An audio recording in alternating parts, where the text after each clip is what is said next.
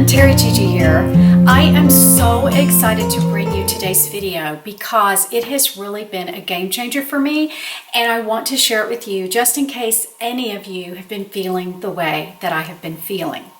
To go back just a little bit in case anyone's new, I did a video at the beginning of the year. I don't even remember the name of it, but I'll link it below. And it was just talking about, it was an unexpected start to the new year. And I got very sick right after Christmas, and I stayed sick almost through half of January. And that really slowed me down quite a bit. I felt like God was telling me to slow down and just be. And I think now looking back, what he was asking me to do was just be still for a minute so you can hear me and quit trying to do so many things at once.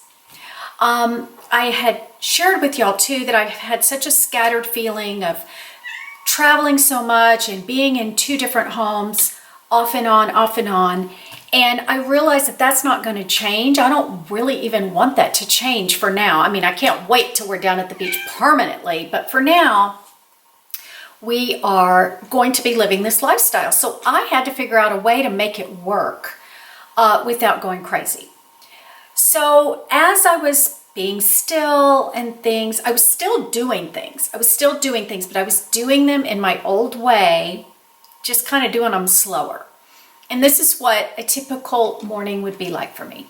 The only consistent thing that I did, I did tons of things consistently, but the only thing I did at a certain time was Bible study. I did that like 6 o'clock to 8 o'clock or 6 to 7, whatever this case may be. I was consistent with that. That was a no-brainer. I did it.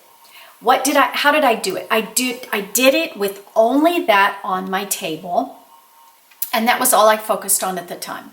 I didn't look at my phone. I didn't do, I didn't answer text or if something came that early, Anyway, so I was focused. But then I would put my Bible study away over there in the bookcase, and I would get out my computer, my phone, my calendar, my to-do list, my bills, everything was always out and just spread out. And I would just do a little of this and a little of this and a little of this.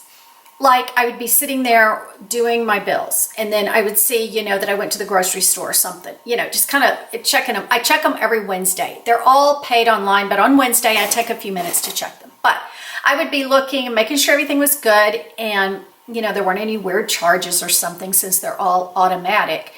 And when I would see the grocery store, I'd go, oh, I need milk. I would get up. Do I need milk or don't I need milk? So I'd get up from what I was doing and I would go over to the fridge and look and see if I needed milk.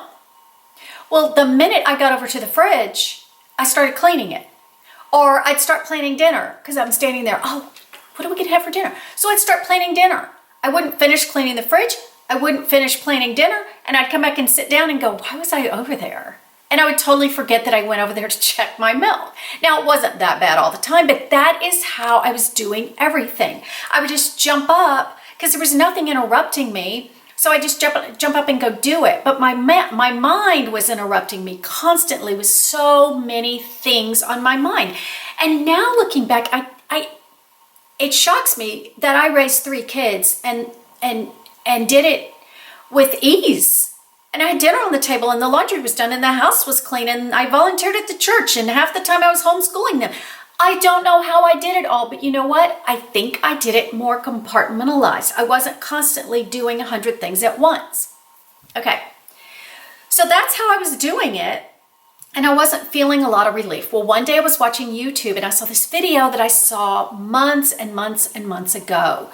And I thought, oh yeah, that was good. I need to do that. And that video came back into my feed one night in January. And I watched it again. And it just was a light bulb moment. This is it. This is your problem. So let me share. It was by Jordan Page, and her website or her YouTube is funcheaporfree.com. But she goes into all aspects of life, and I really just love her to death. She's really smart, she's funny, she's just all this great stuff. So I watched the video again by Jordan, and I thought, I'm doing this. And all it is block scheduling.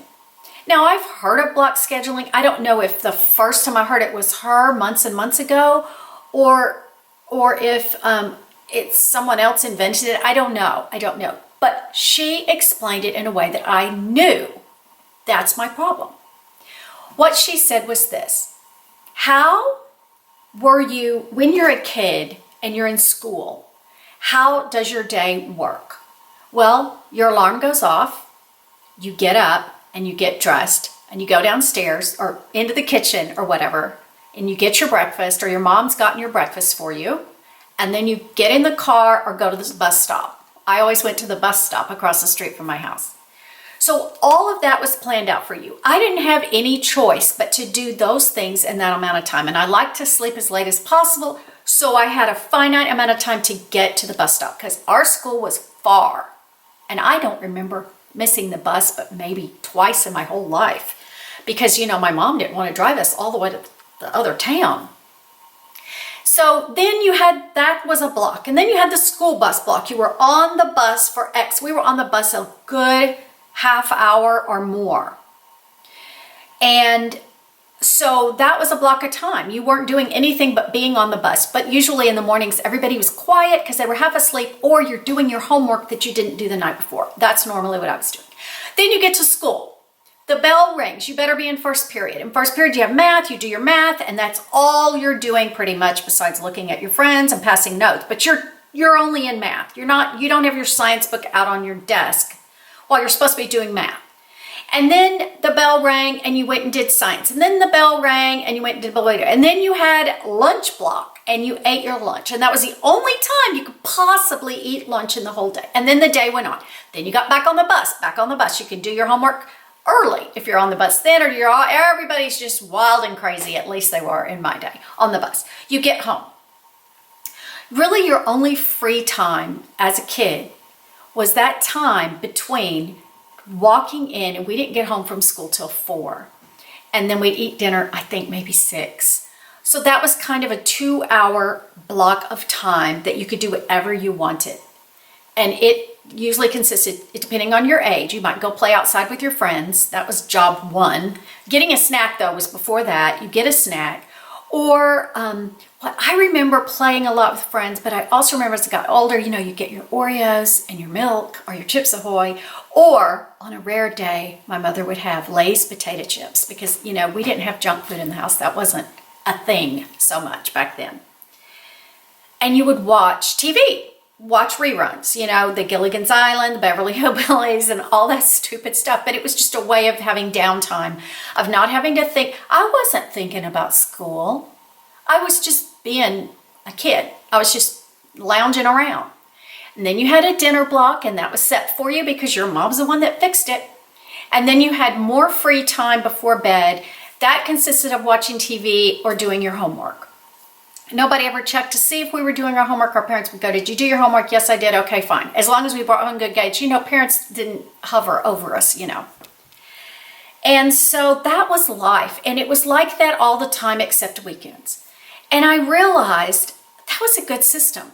So that's how Jordan explained it. And it made so much sense to me.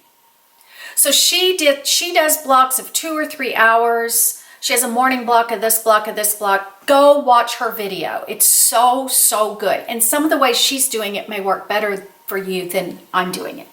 So I decided to start trying this out. And it has been a game changer. I have my morning block, not morning block. I have my, I don't know what I call it, my Bible block in the morning, as always. No problem. Then instead of getting all this junk out, and it's important that you put everything away at night in a good fashion so that it's not just this mass of stuff to do, right? And then after I do my Bible study and have my coffee and all that, then I get dressed, do my makeup and hair, and then I have a 2-hour block that I do like 9 to 11 of either fiddling around with YouTube or writing, or planning out if I have errands. It depends on the day.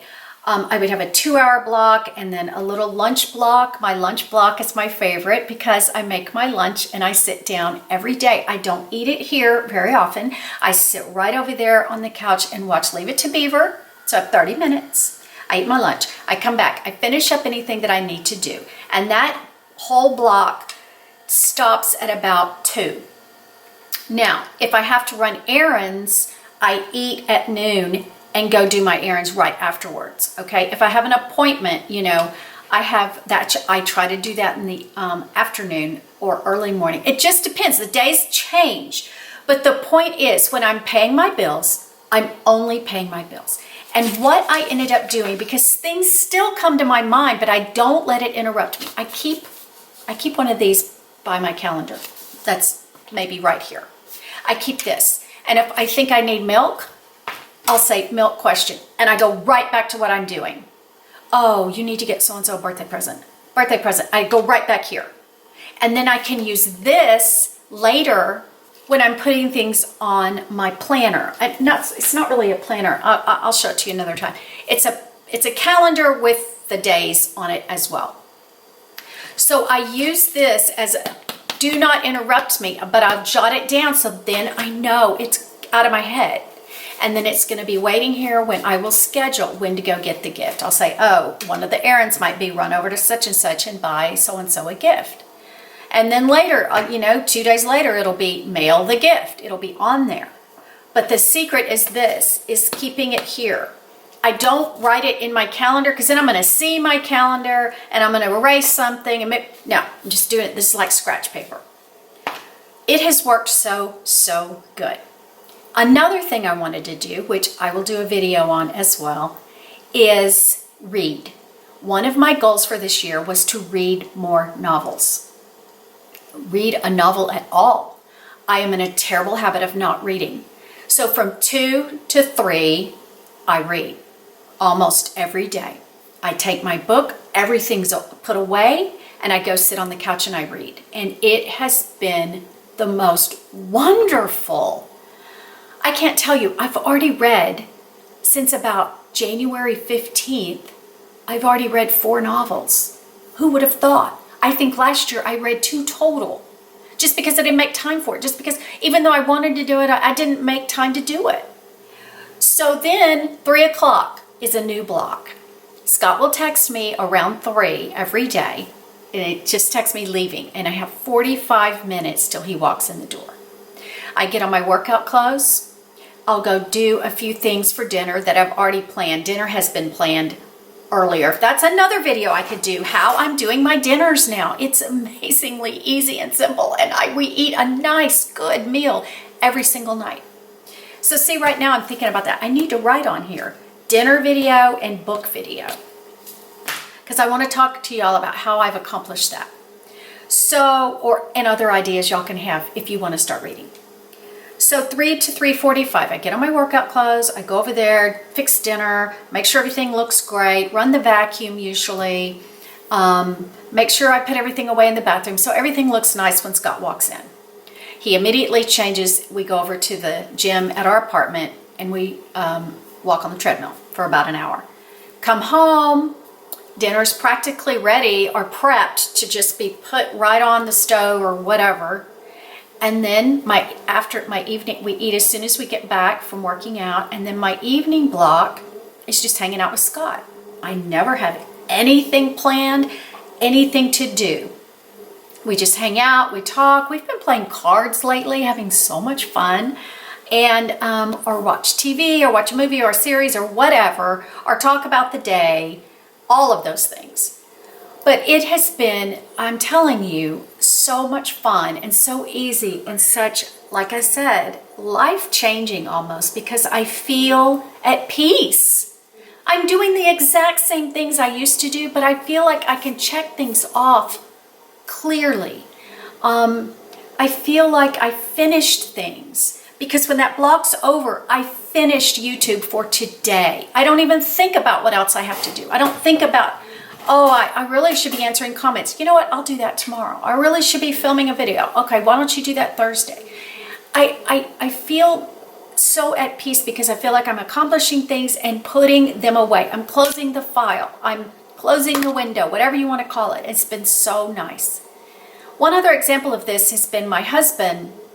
One thing I noticed about him when I would go to his office, super seldom, but this has been the whole time he's run a business since, gosh, 30 years.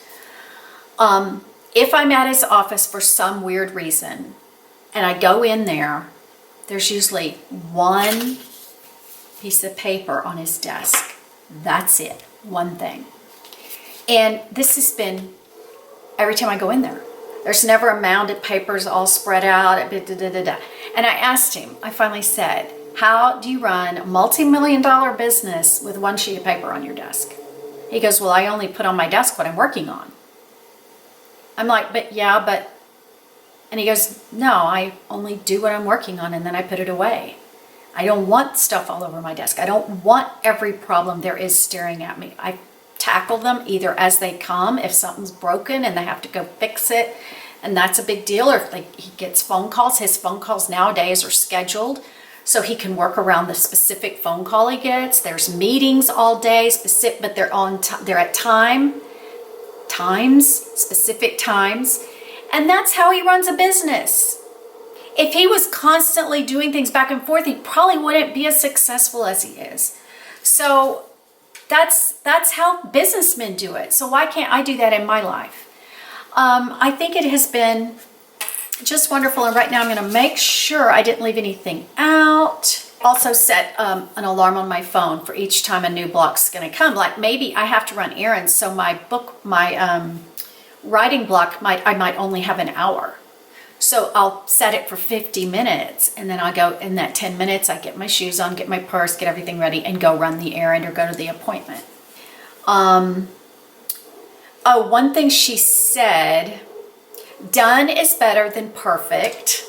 That is so true. Do things in a sprint. I wrote that down twice. Sprint, not a marathon.